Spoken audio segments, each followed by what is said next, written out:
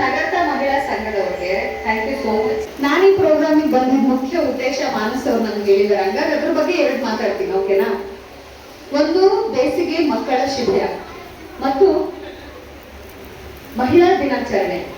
So ನಾನು 7ನೇ class ಇದ್ದಾಗ ಈ ರಂಗಭೂಮಿಗೆ ಸೇರಿದಾಗ, ಅಂದ್ರೆ ಸಮ್ಮರ್ ಕ್ಯಾಂಪ್ ಅಂತ ನಂಗೆ ರಜಾ ಬಿಟ್ಟಾಗ ನನ್ನನ್ನು ಸಾಕಿದ ಸ್ವಾಮೀಜಿ ಏನ್ ಮಾಡಿದ್ರು, ನೀನ್ ಸಮ್ಮರ್ ಕ್ಯಾಂಪ್ ಹೋಗು, ಟೈಮ್ ವೇಸ್ಟ್ ಮಾಡ್ಬೇಡ, ಬರೀ ಆಟ ಆಡ್ಕೊಂಡು ಕಳಿಸಿದ್ರು.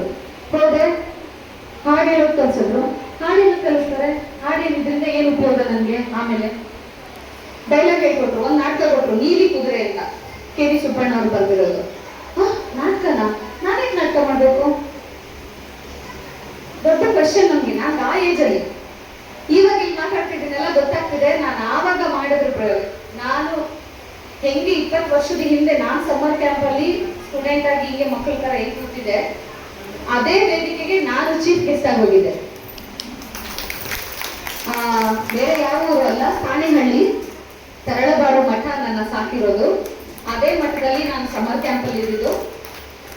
ಅಲ್ಲೇ ಓದಿ ಅಲ್ಲೇ ಬೆಳೆದು ಇವತ್ತು ಈ ಮಟ್ಟಕ್ಕೆ ಬೆಳೆದು ಕಲಾಕ್ಷೇತ್ರದಲ್ಲಿ ನಾನು ಡಬಲ್ ಡಿಪ್ಲೊಮಾ ಮಾಡಿದ್ದೀನಿ. Diploma in theatre arts, diploma in dance arts and mixed media in international school, ಎರಡನ್ನೂ ಮಾಡಿ ಇವಾಗ ಸುಮಾರು 400 ಸ್ಟೂಡೆಂಟ್ ನನ್ನ ಕೈ ಕೆಳಗಡೆ ಇದ್ದಾರೆ. 400 ಸ್ಟೂಡೆಂಟ್. ನನ್ನ ಎಲ್ಲ ಸ್ಟೂಡೆಂಟ್ಸು ಸಿನಿಮಾ ರಂಗದಲ್ಲಿದ್ದಾರೆ, ಸೀರಿಯಲ್ ರಂಗದಲ್ಲಿದ್ದಾರೆ. ಅವರೆಲ್ಲರೂ ತುಂಬಾ ಚೆನ್ನಾಗಿ ಓದಿ ತುಂಬಾ ಒಳ್ಳೊಳ್ಳೆ ಕೆಲಸಗಳು ಮಾಡ್ತಿದ್ದವರು ಕೂಡ ಇವಾಗ ಇದನ್ನ ಪ್ಯಾಷನ್ ಆಗಿ ತಗೊಂಡು ವರ್ಕ್ ಫ್ರಮ್ ಹೋಮ್ ಅಂತ ತಗೊಂಡು ಸೀರಿಯಲ್ ಸಿನಿಮಾಗಳಲ್ಲಿ ಮಾಡ್ತಿದ್ದಾರೆ. ನನ್ನ ಸ್ಟೂಡೆಂಟ್ಸ್ ತುಂಬಾ ಸಿನಿಮಾಗಳಿಗೆ ಹೀರೋಯಿನ್ಸ್ ಆಗಿದ್ದಾರೆ, ಹೀರೋಗಳಾಗಿದ್ದಾರೆ, ಸೀರಿಯಲ್ಗಳಲ್ಲಿ ಮಾಡ್ತಾ ಇದ್ದಾರೆ. ಅವ್ರ ಬದುಕನ್ನ ತುಂಬಾ ಚೆನ್ನಾಗಿ ಕಟ್ಕೊಂಡಿದ್ದಾರೆ, ಒಳ್ಳೆ ಲೈಫ್ ಕೂಡ ಮಾಡ್ತಾ ಇದ್ದಾರೆ.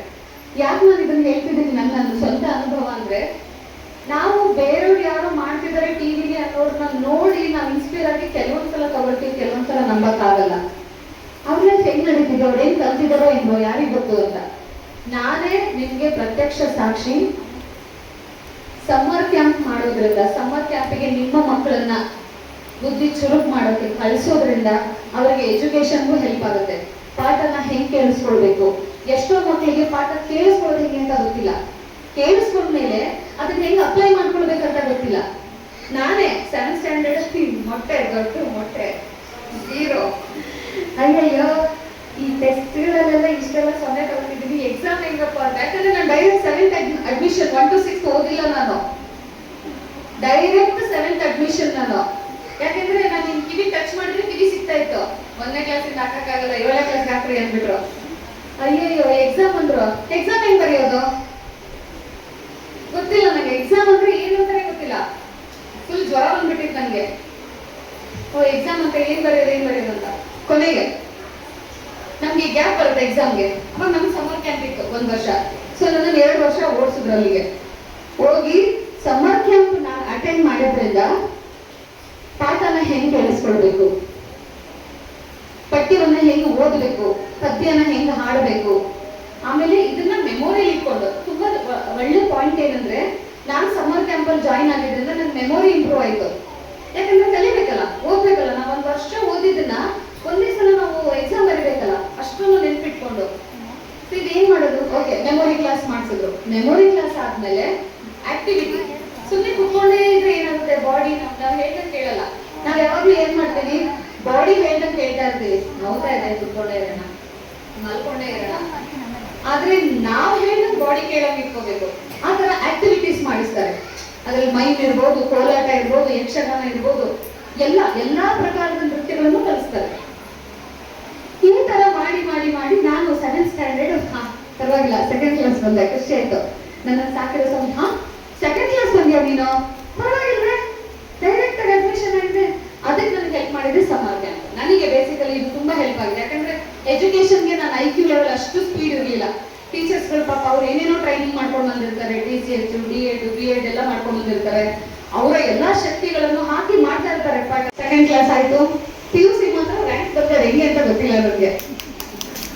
PUC ಮಾತ್ರ ರ್ಯಾಂಕ್ ನಾನು ಸಿರಿಗೆರೆ ಮಠದಲ್ಲಿ, ತರಳಬಾಳು ಮಠ, MBR ಕಾಲೇಜ್, ಫಸ್ಟ್ ರ್ಯಾಂಕ್ ಬಂದೆ. ಹೆಂಗೆ? ಬಿಕಾಸ್ ಆಫ್ ರಂಗಭೂಮಿ. ಥಿಯೇಟರ್ ನನಗೆ ತುಂಬಾ ಚೆನ್ನಾಗಿ ಹೇಳ್ಕೊಟ್ಟಿದೆ ಹೆಂಗೆ ಓದಬೇಕು, ಯಾರಾದ್ರೂ ಹೇಳಿದ್ದನ್ನ ಹೆಂಗೆ ಕೇಳಿಸ್ಕೋಬೇಕು, ಕೇಳಿಸ್ಕೊಂಡ್ಮೇಲೆ ಹೆಂಗೆ ಅಪ್ಲೈ ಮಾಡಬೇಕು, ಪುಸ್ತಕಗಳನ್ನ ಹೆಂಗೆ ಓದಬೇಕು. ಎಷ್ಟೋ ಜನ ಓದೋದು ಗೊತ್ತಿಲ್ಲ ಮಕ್ಕಳಿಗೆ, ಪಾಪ ಅದು ಓದಿದ್ದನ್ನ ಹೆಂಗೆ ತಲೆಯಲ್ಲಿ ಇಟ್ಕೊಳ್ಬೇಕಂತ ಪಾಪ ಗೊತ್ತಿಲ್ಲ. ಮೆಮೊರಿ ಕ್ಲಾಸ್ ಮಾಡಬೇಕು. ಪಾಪ ನಾರ್ಮಲ್ ಟೀಚ್ ಮಾಡೋರಿಗೆ ಅಷ್ಟೆಲ್ಲ ಟೈಮ್ ಇಲ್ಲ. ಅವರಿಗೆ ಸಿಲೆಬಸ್ ಕಂಪ್ಲೀಟ್ ಮಾಡಬೇಕಿರುತ್ತೆ, ಎಕ್ಸಾಮ್ಸ್ ಬರ್ತಾ ಇರುತ್ತೆ, ಅಕಾಡೆಮಿಕಲ್ ಟೈಮ್ ಮುಗಿತಾ ಇರುತ್ತೆ. ಆದರೆ ಸಮ್ಮರ್ ಕ್ಯಾಂಪಲ್ಲಿ ಇದಿಷ್ಟು ಕವರ್ ಮಾಡ್ತಾರೆ. ಆಕ್ಚುಲಿ ಮಾಡಬೇಕು. ಸೊ ನೀವೀಗ ತಾಯಿಗಳು ಯೋಚನೆ ಮಾಡಿ, ತಂದೆಗಳು ಯೋಚನೆ ಮಾಡಿ, ಮಕ್ಕಳ ವ್ಯಕ್ತಿತ್ವ ವಿಕಾಸನ, ನಾಟ್ ಓನ್ಲಿ ಎಜುಕೇಶನ್, ವ್ಯಕ್ತಿತ್ವ ವಿಕಾಸನ ಆಗ್ಬೇಕಲ್ಲ. ಬೇರೆಯವ್ರ ಹತ್ರ ಮಾತಾಡಿದ್ರೆ ಹೆಂಗ್ ಬಿಹೇವ್ ಮಾಡ್ಬೇಕಂತ ಗೊತ್ತಿರ್ಬೇಕು. ನಾವು ಮನೇಲಿ ಹೇಳ್ತೀವಿ, ದೊಡ್ಡವರಂದ್ರೆ ನಮಸ್ಕಾರ ಮಾಡ್ಬೇಕು, ಸೈಡಿಗೆ ಬರ್ಬೇಕು, ನೀರು ಕೇಳಬೇಕು, ಕುಡಿಬೇಕು, ಓಕೆ ಇದೆಲ್ಲ ಸರಿ. ವಾಟ್ ಅಬೌಟ್ ಅವರು ಮಕ್ಕಳೇನು, ಮಕ್ಕಳ ವ್ಯಕ್ತಿತ್ವ ಏನು? ಈ ಶುಡ್ ಬಿ ವೆರಿ ಆಕ್ಟಿವ್ ಅಲ್ವಾ? ಹೆಣ್ಣಾಗ್ಲಿ ಗಂಡಾಗ್ಲಿ ಮಕ್ಕಳುಗಳು ಆಕ್ಟಿವ್ ಇರ್ಬೇಕಲ್ಲ ಲೈಫಲ್ಲಿ. ನೀವು ಹೇಳಿದೆಲ್ಲ ಕೇಳಿಸ್ಕೊಳ್ಳೋಷ್ಟು ಇರಲ್ಲ, ಯಾಕಂದ್ರೆ ಮೊಬೈಲ್ ನಮ್ಗೆ ಆಕ್ಟಿಫೈ ಮಾಡ್ಬಿಟ್ಟಿದೆ ಅವ್ರನ್ನ. ಸುಮ್ಮನೆ ಇರ್ಬೇಕು, ಊಟ ಮಾಡ್ಬೇಕಂದ್ರೆ ಮೊಬೈಲ್ ಕೊಡ್ಬೇಕು, ಊಟ ಮಾಡ್ತಾರೆ. ತುಂಬಾ ಅವಕಾಶಗಳನ್ನ ಮಾಡ್ಕೊಡೋದಕ್ಕೆ ಪ್ರಯತ್ನ ಪಡ್ತಿದೆ ನಗರದ ಮಹಿಳಾ ಸಂಘ. ಮತ್ತೆ ಈ ಎಲ್ಲ ಒಂದೇ ತರ ಸೀರೆ ಉಟ್ಕೊಂಡಿದಾರಲ್ಲ, ಇವರೆಲ್ಲರ ಹೋರಾಟ ಇದು. ನೀವೆಲ್ಲರೂ ತುಂಬಾ ಚೆನ್ನಾಗಿ ಸಪೋರ್ಟ್ ಮಾಡಿ ಬಂದಿದ್ದೀರಾ. ಥ್ಯಾಂಕ್ ಯು ಸೋ ಮಚ್ ಮನ್ಸ. ನಾನು ಯಾಕೆ ತುಂಬಾ ಪ್ರೌಡ್ ಫೀಲ್ ಆಗ್ತಿದ್ದೀನಿ ಅಂದ್ರೆ, ವಿಜಯಪುರದಲ್ಲಿ ಒಳ್ಳೆ ಹಿಸ್ಟ್ರಿ ಇದೆ ಈ ಊರಿಗೆ. ಸ್ವತಂತ್ರ ಬಂದ್ಮೇಲೆ ಹೆಸರು ಚೇಂಜ್ ಆಗಿದೆ ಅಂದ್ರೆ ಎಲ್ಲ ಮಹಿಳೆಯರೆಲ್ಲ ಸ್ಟ್ರಾಂಗ್ ಇದ್ದಾರೆ ಅಂತ ಗೊತ್ತಾಗ್ತಿದೆ. ಸೊ ಹಾಗಂತ ಪುರುಷರು ಸ್ಟ್ರಾಂಗ್ ಇಲ್ಲ ಅಂತಲ್ಲ, ತಂದೆಗಳ ಸಪೋರ್ಟು, ತಾಯಿ ತಂದೆ ತಾಯಿ ಎರಡು ಟಿ, ಆ ಎರಡು ತಾಗಳಿಲ್ಲ ಅಂದ್ರೆ ಮಕ್ಕಳ ಭವಿಷ್ಯ ಇರಲ್ಲ. ಆ ಎಲ್ಲದಕ್ಕೂ ಪೂರಕವಾಗಿ ಒಂದು ಊರು ನಿಲ್ತಾ ಇದೆ. ಎಷ್ಟು ಮಹಿಳೆಯರು ಅವರ ಮನೆಯ ಸಂಸಾರದ ಜೊತೆಗೆ ನಮ್ಮ ಊರಿಗೆ ಒಂದು ವಿಕಸನವನ್ನು ತರಬೇಕು ಅಂತ ಪ್ರಯತ್ನ ಪಡ್ತಿದ್ದಾರೆ. That was really amazing thing. ನಿಮ್ಗೆಲ್ಲರಿಗೂ ನಿಜವಾಗ್ಲೂ ಧನ್ಯವಾದಗಳು ನನ್ನ ಕಡೆಯಿಂದ. ವಿಜಯಪುರದಲ್ಲಿ ಇನ್ನೂ ಮಕ್ಕಳ ವ್ಯಕ್ತಿತ್ವ ವಿಕಸನಕ್ಕೆ ಮಹಿಳೆಯರಿಗೂ ಕೂಡ ಅವರ ಒಂದು ಇದು ವಿಕಸನವೂ ಕೂಡ ತುಂಬಾ ಇಂಪಾರ್ಟೆಂಟ್. ಈಗಿನ ಇದರಲ್ಲಿ ಜನರೇಷನ್ ಅಲ್ಲಿ ತುಂಬಾ ಸ್ಟ್ರೆಸ್ ಅದು ಇದು ಏನೇನೋ ಇರುತ್ತೆ. ನಿಮಗೂ ಕೂಡ ನಾನು ನಂಬ್ತೀನಿ. Thank you. ಇವತ್ತು ಒಂದು ಕಡೆ ಮಹಿಳಾ ದಿನಾಚರಣೆ, ಇನ್ನೊಂದು ಕಡೆ ಅಕ್ಕ ಮಹಾದೇವಿ ಜಯಂತಿ, ಇವೆರಡರ ಜೊತೆಗೆ ರಜಾ ಮಜಾ ಬೇಸಿಗೆ ಶಿಬಿರದ ಉದ್ಘಾಟನೆ. ಮಹಿಳೆ ಇದ್ರೆ ಮಾತ್ರ ಮಕ್ಕಳಿರೋದಕ್ಕೆ ಸಾಧ್ಯ. ಮನೆಯಲ್ಲಿ ಎಲ್ಲೆಲ್ಲಿ ಅಮ್ಮಂದ್ರು ಚೆನ್ನಾಗಿರ್ತಾರೆ, ಅಮ್ಮಂದ್ರ ವ್ಯಕ್ತಿತ್ವ ಚೆನ್ನಾಗಿರುತ್ತೆ, ಅಲ್ಲಿ ಮಕ್ಕಳ ವ್ಯಕ್ತಿತ್ವ, ಮಕ್ಕಳು ಕೂಡ ಚೆನ್ನಾಗಾಗೋದಕ್ಕೆ ಸಾಧ್ಯ ಅಂತ ನಾನು ನಂಬಿರೋಳು. ಅದಕ್ಕೆ ಎಕ್ಸಾಂಪಲ್ ಇಲ್ಲಿ ನಮ್ಮಮ್ಮ ಕೂತಿದ್ದಾರೆ. ನಾನು ಇನ್ನು 3ನೇ ಕ್ಲಾಸಲ್ಲಿ ಇದ್ದೆ ಅಷ್ಟೇ. ಇಲ್ಲಿ ಇರೋರಿಗೆಲ್ಲರಿಗೂ ಅವತ್ತು ನಾವೇನು ಫೇಸ್ ಮಾಡಿದ್ವಿ ಇವತ್ತು ಅಷ್ಟು ಫೇಸ್ ಮಾಡ್ತಿಲ್ಲ ವಿಜಯಪುರದ ಮಕ್ಕಳು. ಹೋಗ್ಬಿಟ್ಟು ನನ್ನನ್ನು 1 ತಿಂಗಳು ಮಕ್ಕಳ ಕೂಟ ಬೇಸಿಗೆ ಶಿಬಿರಕ್ಕೆ ಸೇರಿಸಿದ್ರು. ನನಗೆ ಎಷ್ಟು ಕಷ್ಟ ಆಯ್ತು ಅಂತಂದ್ರೆ, ವಿಜಯಪುರದ ಮಕ್ಕಳಿಗೂ ಬೆಂಗಳೂರಿನ ಮಕ್ಕಳಿಗೂ ತುಂಬಾ ವ್ಯತ್ಯಾಸ ಇರುತ್ತೆ. ರೂರಲಲ್ಲಿ ಹುಟ್ಟಿ ಬೆಳೆದವ್ರಿಗೂ ಅರ್ಬನ್ ಸಿಟಿಯಲ್ಲಿ ಇರೋ ಮಕ್ಕಳಿಗೂ ಅವ್ರಿಗೆ ಮಾತಾಡ್ತಾ ಪ್ರತಿ ಮಾತಲ್ಲೂ ಹೇಳಿದ್ರು ಐಕ್ಯೂ. ಹೌದು, ಐಕ್ಯೂ ಅನ್ನೋದಕ್ಕಿಂತ ಅಂದ್ರೆ ವಿಜಯಪುರ ಅಲ್ಲ, ಯಾವುದೇ ಗ್ರಾಮೀಣ ಮಕ್ಕಳು ಬುದ್ಧಿವಂತರು, ತುಂಬಾ ಬುದ್ಧಿವಂತರು, ಅವರಿಗಿಂತ ಜಾಸ್ತಿ ಜಾಣರು ಎಲ್ಲ ವಿಷಯದಲ್ಲೂ. ಆದ್ರೆ ನಮ್ಮಲ್ಲಿ ಏನಾಗಿರುತ್ತೆ ಅಂತಂದ್ರೆ, ನಮ್ಮ ಕಮ್ಯುನಿಕೇಶನ್ ತುಂಬಾ ಇರಲ್ಲ. ನಮ್ಗೆ ಇನ್ನೊಬ್ರ ಮುಂದೆ ಧೈರ್ಯವಾಗಿ ನಿಂತು ಮಾತಾಡೋದಕ್ಕೆ ಬರಲ್ಲ. ಕಾರಣ ಏನು ಅಂತಂದ್ರೆ, ನಾವು ಇಲ್ಲೇ ಊರಲ್ಲಿ ಹಳ್ಳಿಯಲ್ಲಿ ನಮ್ಮ ಸುತ್ತಮುತ್ತದವ್ರ ಜೊತೆ ಆರಾಮಾಗಿ ಮಾತಾಡ್ತೀವಿ ಹೊರತು ಒಂದು ಸ್ಟೇಜ್ ಮೇಲೆ ನಿಂತು ನಮ್ಮನ್ನ ನಾವು ಹೇಗೆ ಪ್ರೆಸೆಂಟ್ ಮಾಡ್ಕೋಬಹುದು ಅಥವಾ 100 ಜನದ ಜೊತೆ ಕಾಂಪೀಟ್ ಮಾಡೋದು ಹೇಗೆ ಅನ್ನೋದ ಆ ತರ ಮೊದಲನೇ ನನ್ನ ಬೇಸಿಗೆ ಶಿಬಿರ ಶುರುವಾದಾಗ, ಆ ಬೇಸಿಗೆ ಶಿಬಿರದಲ್ಲಿ 300 ಜನ ಮಕ್ಕಳಿದ್ರು. 300 ಜನದ ಮಧ್ಯದಲ್ಲಿ ನಾನು ಒಬ್ಬಳಾದೆ. ಸೊ ಕರ್ಕೊಂಡೋಗಿ ಸೇರಿಸಿದ್ರು. ಆಮೇಲೆ ಇನ್ನೂ ಒಂದು ತಮಾಷೆ ಅಂದ್ರೆ, ಬೆಂಗಳೂರಲ್ಲಿ ನಮ್ಮನ್ನ ಮೊದಲನೇ ದಿವಸ ಮಾತ್ರ ನಮ್ಮ ಅಪ್ಪಾಜಿ ಕರ್ಕೊಂಡು ಹೋಗಿ ಮಲ್ಲೇಶ್ವರಂ ಅಲ್ಲಿ ನಮ್ಮ ಅಜ್ಜಿ ಮನೇಲಿ ಇದ್ದೆ, ಅಲ್ಲಿಂದ ಕರ್ಕೊಂಡು ಹೋಗಿ ಚಾಮರಾಜಪೇಟೆಗೆ ಮೊದಲನೇ ದಿವಸ ಬಸ್ ತೋರಿಸಿದ್ರು. ಹಿಂಗೋಗಿ ಹಿಂಗ್ ಬರ್ಬೇಕು, ಈ ತರ ಬಸ್ ನಂಬರ್ 1 ಮತ್ತೆ 14 ಈ ಬಸ್ಸಲ್ಲಿ ಹೋಗಿ ಬರ್ಬೇಕು ಅಂತ ಅಷ್ಟೇನೆ. ಈಗ ಇಡೀ 1 ತಿಂಗಳು ನಾವೇ ಓಡಾಡಿದ್ವಿ. ಅಂದ್ರೆ ಮೊದಲನೇದಲ್ಲಿ ಏನ್ ಕಲ್ತ್ವಿ ಅಂತಂದ್ರೆ, ಇಂಡಿಪೆಂಡೆಂಟ್ ಆಗೋದು. ಜೀವನದಲ್ಲಿ ನಿಮ್ ದಾರಿನ ನೀವೇ ನೋಡ್ಕೊಂಡು ನಿಮ್ ದಾರಿಯಲ್ಲಿ ನೀವೇ ನಡಿಬೇಕು ಅನ್ನೋದನ್ನ ಕಲ್ಸಿದ್ರು. ವಿಜಯಪುರದ ಸಮ್ಮರ್ ಕ್ಯಾಂಪ್ ಅಲ್ಲಿ ಅಷ್ಟು ಕಷ್ಟ ಇರಲ್ಲ. ಎಲ್ಲರೂ ಮನೆಯಿಂದನೇ ಓಡಾಡ್ತಾರೆ, ಯಾವ ಬಸ್ಸಲ್ಲೂ ಟ್ರಾವೆಲ್ ಮಾಡುವಂಥದ್ದಿರಲ್ಲ. ಅದಾದ್ಮೇಲೆ ನಾನು ಕಾಲೇಜ್ಗೆ ಹೋದಾಗ ಮೊದಲನೇ ಸಲ ನಮ್ಮ ಮನೇಲಿ ಹೇಳಿದ್ರು ಬಸ್ ಪಾಸ್ ಮಾಡಿಸ್ಕೊಡಕ್ ಬರುತ್ತೆ. ಏನಕ್ಕೆ ಬಸ್ ಪಾಸ್ ಮಾಡಿಸ್ಕೊಡಕ್ಕೆಲ್ಲ ನಾವೆಲ್ಲ ಏನಕ್ಕೆ, ನೀವು ಕ್ಯೂ ಅಲ್ಲಿ ನಿಂತ್ಕೊಂಡು ನಿಮ್ ಕೆಲಸ ನೀವೇ ಮಾಡ್ಕೊಳ್ರಿ. ಮೊದಲನೇ ದಿವಸ ಕಾಲೇಜಿಗೆ ಅಡ್ಮಿಷನ್ ಆಗಿದ್ದಷ್ಟೇನೆ. ಅಡ್ಮಿಷನ್ ಆದ್ಮೇಲೆ ನಮ್ಮ ಅಮ್ಮ ಹೇಳಿದ್ರು ಅವಳು ಊರಿಂದ ಹೋಗಿದ್ದಾಳೆ, ಮೊದಲನೇ ದಿವಸ ಹೆಂಗೆ ಗೊತ್ತಾಗುತ್ತೆ, ಕಲಿತಾಳೆ ಬಿಡು, ಒಬ್ಬರೇ ಹೋದಾಗ ಜೀವನ ಜಾಸ್ತಿ ಕಲಿಸುತ್ತೆ, ಕಲ್ತ್ಕೋತಾಳೆ ಅಂತ. ಸೊ ಅವತ್ತು ಆ ಎಲ್ಲ ಮಾತುಗಳು ಅವತ್ತು ಬೇಜಾರಾಯ್ತು. ಏನು ಗೊತ್ತಿಲ್ಲದಿರೋ ಜಾಗದಲ್ಲಿ ಕರ್ಕೊಂಬಂದು ನನ್ನ ಬಿಟ್ಬಿಟ್ಟು ಕಲಿತಾಳೆ ಬಿಡು ಅಂತಂದ್ರೆ. ಆದ್ರೆ ಅವತ್ತು ಆ ಜಾಗದಲ್ಲಿ ನಮ್ಮನ್ನ ಒಬ್ಬರೇ ಬಿಟ್ಟು ನಾವು ಬೆಂಗಳೂರು ಅಂತ ಊರಲ್ಲಿ ಓಡಾಡಕ್ ಶುರು ಮಾಡಿದ್ವಿ. ಇವತ್ತು ಬೆಂಗಳೂರಲ್ಲಿ ಲೀಲಾಜಾಲವಾಗಿ ಓಡಾಡ್ತೀವಿ, ಅಥವಾ ಬೆಂಗಳೂರಿನ ಜನದ ಜೊತೆಗೆ ಲೀಲಾಜಾಲವಾಗಿ ಕಾಂಪೀಟ್ ಮಾಡ್ತೀವಿ ಅಂದ್ರೆ ಈ ಎಲ್ಲ ಬೇಸಿಗೆ ಶಿಬಿರ. 3ನೇ ಕ್ಲಾಸ್ ನನ್ನ ಬೇಸಿಗೆ ಶಿಬಿರ ಆಗಿದ್ದಾದ್ಮೇಲೆ ನಾನು 7ನೇ ಕ್ಲಾಸ್ ಅಲ್ಲಿರುವಾಗ ನಗರದ ಮಹಿಳಾ ಸಂಘದಿಂದಾನೇ ನಮ್ಮಮ್ಮ ಸೆಕ್ರೆಟರಿ ಆಗಿದ್ದಾಗ ಮತ್ತೆ ಇನ್ನೊಂದು ಸಮ್ಮರ್ ಕ್ಯಾಂಪ್ ಮಾಡಿದ್ರು. ಅದೇ ಮೊದಲನೇ ಬೇಸಿಗೆ ಶಿಬಿರ ವಿಜಯಪುರದಲ್ಲಿ ಆಗಿದ್ದು. ಆ ಸಮ್ಮರ್ ಕ್ಯಾಂಪು ನಮ್ಮ ಜೀವನದಲ್ಲಿ ಮರೆಯಕ್ಕಾಗದೇ ಇರುವಂತ ಸಮ್ಮರ್ ಕ್ಯಾಂಪ್. ಯಾಕೆ ಅಂತಂದ್ರೆ ಅಷ್ಟೊತ್ತಿಗೆ ಆಗ್ಲೇನೆ ನಾವೆಲ್ಲ ಈ ಎಲ್ಲ ಮಕ್ಕಳು, ನನ್ನ ಮಗ ಕೂಡ ಇವಾಗ ದೊಡ್ಡವರಾಗಿದ್ದಾರೆ, ಅಜ್ಜಿ ಮನೆಗಳಿಗೆ ಹೋಗಿ ರಜಾ ಕಳೆಯುವಂತ ವಯಸ್ಸು ಮೀರೋಗಿತ್ತು. ಸೊ ಅವಾಗ ಮಕ್ಕಳಿಗೆ ಬೇರೆ ಏನಾದ್ರೂ ಕಲಿಬೇಕು ಅಥವಾ ನಮ್ಮ ರಜಾನ ತುಂಬಾ ಚೆನ್ನಾಗಿ ಉಪಯೋಗಿಸ್ಕೋಬೇಕು ಅಂದ್ರೆ ಏನ್ ಮಾಡ್ಬೇಕು ಅಂದ್ರೆ ಆ ಬೇಸಿಗೆ ಶಿಬಿರದಲ್ಲಿ ಅವತ್ತಿಗೆ, ಅಂದ್ರೆ ಇದು 30 ವರ್ಷದ ಹಿಂದಿನ ಮಾತು. 30 ವರ್ಷದ ಹಿಂದೆ ನಾನಿದ್ದ ಸಮ್ಮರ್ ಕ್ಯಾಂಪ್ ಅದು.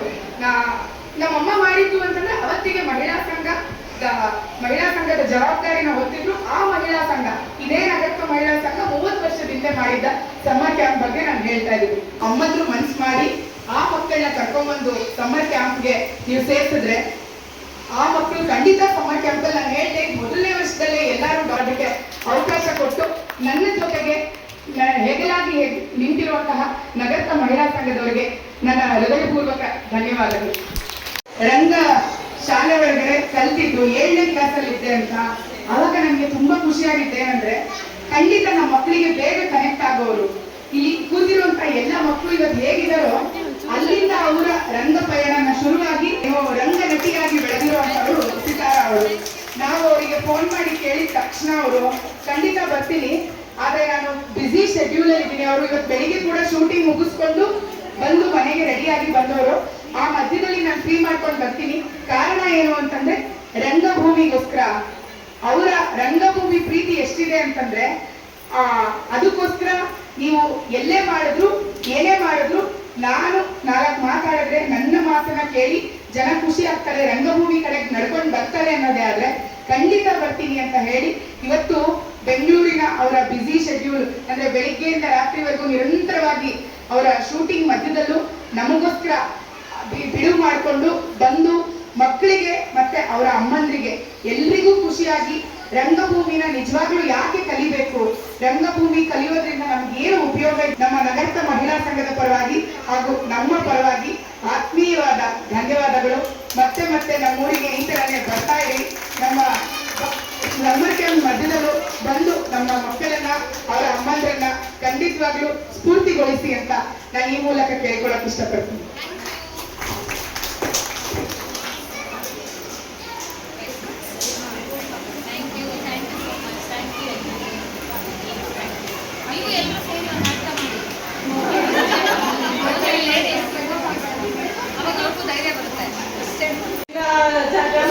ಕೇಳ್ತೀವಿ, ಹುಬ್ಬಳ್ಳಿಯಿಂದ ಬರ್ತಾರೆ, ಯಾವ್ದೊಂದು ಸಣ್ಣ ಪುಟ್ಟ ಗ್ರಾಮಗಳಿಂದ ಬರ್ತಾರೆ. ನಮ್ಮ ವಿಜಯಪುರದ ಮಕ್ಕಳು ಇದೇ ಒಂದು ನೆಕ್ಸ್ಟ್ ಗ್ರಾಮಾಂತರ ರಾಡೇಶ್ವರಲ್ಲಿ ಕೇಳ್ಬೇಕು, ವಿಜಯಪುರದಿಂದ ಬಂದಿದ್ದೀನಿ ಅಂತ ಕೇಳ್ಬೇಕು. ಆ ತರ ನಮ್ಮ ಮಕ್ಕಳು ರೆಡಿ ಆಗಿ ನಾನು ನಿನ್ನೆ ಕೇಳ್ಕೊಳ್ಳೋದು. ನಾವು ವಿಜಯಪುರ ವಿಚಿತ್ರ ಅಂದ್ರೆ ಇದು ಬಿಜಾಪುರನ ಅಂತ ಕೇಳ್ತಾರೆ, ಅದಕ್ಕಿಂತ ಚೇಂಜ್ ಆಗಿದೆ ವಿಜಯಪುರ ಅಂತ. ಅಲ್ಲಿಂದ ಬರ್ತಿದ್ದೀರಾ ಅಂತ ಕೇಳ್ತಾರೆ. ನಮ್ಮ ಊರಿನ ಹೆಸರು ದೇವಳ್ಳಿಯಿಂದ ಇದೆ, ದೇವಳ್ಳಿಯಿಂದ 15 ಕಿಲೋಮೀಟರ್ ಇದೆ. ಆ ತರ ಡಿಪ್ಲೊಮಾ ಇನ್ ಫೋಕ್ ಆರ್ಟ್ಸ್ ಅಂದ್ರೆ ಜನಪದ ರಂಗ ತರಬೇತಿ ಶಿಬಿರದಲ್ಲಿ, ಅದರಲ್ಲೂ ಕೂಡ ಸ್ನಾತಕೋತ್ತರ ಡಬಲ್ ಡಿಗ್ರಿ ಪಡೆದಿರುವಂತಹ ವಿದ್ಯಾರ್ಥಿ. ಯಾಕೆ ನಾವು ಇವ್ರನ್ನೇ ಆರಿಸಿದ್ವಿ, ಇವರೇ ಬೇಕು ಅಂದ್ರೆ ಇದೆಲ್ಲದಕ್ಕೂ ವಿಜಯಪುರದಲ್ಲಿ ಸಿಗ್ತಿರ್ಲಿಲ್ಲ ಅಥವಾ ಬೆಂಗಳೂರಿಂದ ಬರ್ತಿರ್ಲಿಲ್ಲ ಅಂದ್ರೆ ಇಲ್ಲ, ನಾಟಕ ಅನ್ನೋದು ಕೂಡ ಒಂದು ಪ್ರೊಫೆಷನ್. ಯಾರು ಪ್ರೊಫೆಷನಲ್ ಆಗಿ ಅದನ್ನು ಓದಿರ್ತಾರೋ, ಅದನ್ನ ಅಭ್ಯಾಸ ಮಾಡಿರ್ತಾರೋ, ಜೊತೆಗೆ ಅವರು ಇಡೀ ಕರ್ನಾಟಕದ ಬೇರೆ ಬೇರೆ ಶಾಲೆಗಳಲ್ಲಿ ಮಕ್ಕಳ ಜೊತೆ ನಿರಂತರವಾಗಿ ಕೆಲಸ ಮಾಡ್ತಾ ಇರೋರು, ರಂಗ ಶಿಕ್ಷಕರಾಗಿ ಇಡೀ ವರ್ಷ ಪೂರ್ತಿ ಬೇರೆ ಬೇರೆ ಸಂಸ್ಥೆಗಳಲ್ಲಿ ಬೇರೆ ಮಕ್ಕಳಿಗೆ ನಾಟಕಕ್ಕೆ ಸಂಬಂಧಪಟ್ಟ ವಿಷಯಗಳನ್ನ ಅವರು ಪಾಠ ಹೇಳ್ಕೊಡ್ತಾ ಇದ್ದಾರೆ. ಅವರನ್ನ ಇದೇ ಕಾರಣಕ್ಕಾಗಿ ಅಂಥವರೇ ಒಬ್ರು ನಾಟಕದ ವಿದ್ಯಾರ್ಥಿನೇ ಮಕ್ಕಳಿಗೆ ನಾಟಕಗಳನ್ನ ಅಥವಾ ನಾಟಕಕ್ಕೆ ಸಂಬಂಧಪಟ್ಟ ವಿಷಯಗಳನ್ನ ಹೇಳ್ಕೊಡೋದಕ್ಕೆ ಬೇಕು ಅಂತ ಹೇಳಿ ಅವರು ಮೂಲತಃ ಬಳ್ಳಾರಿ ಹತ್ರ ಇರುವಂತಹ ಸಿರೆಗುಪ್ಪದವರು. ಇನ್ನು 15 ದಿವಸ ನಮ್ಮ ಜೊತೆಯಲ್ಲಿ ಇರ್ತಾರೆ. ನಮ್ಮ ಮಕ್ಕಳಿಗೆ ಈ ಎಲ್ಲ ವಿಷಯಗಳನ್ನ ಹೇಳ್ಕೊಡೋದಕ್ಕೋಸ್ಕರ ಅವ್ರು ಇವತ್ತು ಬೆಳಗ್ಗೆ 3 ಗಂಟೆಗೆ ಬಳ್ಳಾರಿಯಿಂದ ಹೊರಟು ಇಲ್ಲಿಗೆ ಈ ಹೊತ್ತಿಗೆ ಅವರು ರೀಚ್ ಆಗಿದ್ದಾರೆ. ಅವರಿಗೆ ನಮ್ಮ ರಜಾ ಮಜಾ ಬೇಸಿಗೆ ಶಿಬಿರ ಹಾಗೂ ನಗರದ ಮಹಿಳಾ ಸಂಘದ ಪರವಾಗಿ ಆತ್ಮೀಯವಾದ ಸ್ವಾಗತ. ಸಾಧ್ಯವಾದಷ್ಟು ಅದಕ್ಕಿಂತ ಹೆಚ್ಚಾಗಿ ಕೆಲಸಕ್ಕೆ ಮಕ್ಕಳ ಜೊತೆ ಬೆರೆಯೋಕ್ಕೆ ಪ್ರಯತ್ನ ಪಡ್ತೀನಿ. ಈ 15 ದಿನ ಏನು ಮಾಡಬೇಕು ಅನ್ನೋದನ್ನ ಹಿಂದೆ ಇರೋ 15 ದಿನ ಕೂಡ ಮಾನಸಮ್ಮನವರು ಯಾವಾಗ ಸಾಧ್ಯವಾಗುತ್ತೋ ಅವಾಗೆಲ್ಲ ಕಾಲ್ ಮಾಡಿ ರಾಜಶೇಖರ್ ಇದನ್ನ ಮಾಡೋಣವಾ, ರಾಜಶೇಖರ್ ಇದನ್ನ ಮಾಡೋಣವಾ, ಇನ್ನೊಬ್ರು ಬರ್ತಿದ್ದಾರೆ, ಇಲ್ಲಿ ನೀವು ಕಲಿಸ್ಬಹುದಲ್ವಾ, ಅಥವಾ ಮಕ್ಕಳಿಗೆ ಹಿಂಗೆ ಹೇಳ್ಕೊಟ್ರೆ ಹೆಂಗಿರುತ್ತೆ, ಸುಮಾರು ಚರ್ಚೆಗಳು ಮಾಡ್ತಾನೆ ಇದ್ರು. ನಾನು ನೋಡೇ ಇಲ್ಲ. ಮೊದಲನೇ ಬಾರಿಗೆ ಮಾನಸಮ್ಮನವರು 4 ಚಾರ್ಟ್ 5 ಚಾರ್ಟ್ ಪ್ರತಿ ಸಲ ಕಲಿಸಿ ರಾಜಶೇಖರ್ ಇದು ಚೆನ್ನಾಗಿದೆಯಾ, ಇದು ಓಕೆನಾ, ಇದು ಮಕ್ಕಳಿಗೆ ಮಾಡ್ಬೋದಾ, ಮಕ್ಕಳಿಗೆ ಮಾಡಿದ್ರೆ ತಲೆಗೆ ಹೋಗುತ್ತಾ, ಅಥವಾ ಇದು ಜಾಸ್ತಿ ಆಯ್ತಾ, ಅಥವಾ ಇದು ದಿನ ಕಡಿಮೆ ಆಯ್ತಾ, ಅಥವಾ ಟೈಮ್ ಸಾಲ್ತಿದ್ಯಾ ಅಂತೇಳಿ ತುಂಬ ಕೇಳೋರು. ನಾವು ಎಷ್ಟೇ ಪ್ಲಾನ್ ಮಾಡಿದ್ರು ಮಕ್ಕಳ ಜೊತೆ ಇದ್ದಾಗ ಆ ಟೈಮ್ ಹೋಗೋದೇ ಗೊತ್ತಾಗಲ್ಲ. ಹಾಗಾಗಿ ಎಲ್ಲದಕ್ಕಿಂತ ಮುಖ್ಯವಾಗಿ ಮಾನಸಮ್ಮನವ್ರಿಗೆ ತುಂಬ ಧನ್ಯವಾದಗಳು ಹೇಳ್ತೀನಿ. ಕೊನೆ ದಿನ ಈ ನಾಟಕದ ಬಗ್ಗೆ ಅಥವಾ ಈ ರಜಾ ಮಜಾದ ಬಗ್ಗೆ ನೀವೇ ಮಾತಾಡ್ತೀರಿ ಅಂತ ಅನ್ಕೊಳ್ತಾ ನಾನು 2 ಮಾತನ್ನು ಮುಗಿಸ್ತೇನೆ. ಧನ್ಯವಾದ.